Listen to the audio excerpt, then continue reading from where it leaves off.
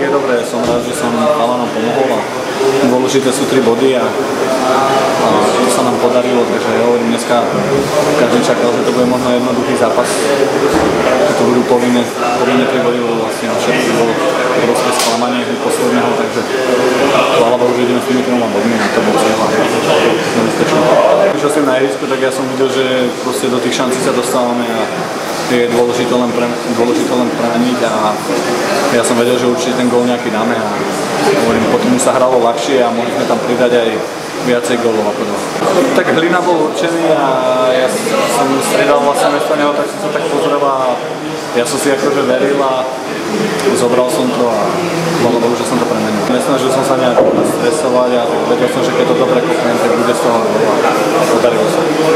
Tak my sa musíme hlavne pozerať na seba, máme tam dostačujúci náskok a keď budeme vyhrávať a my nedostávať góly, tak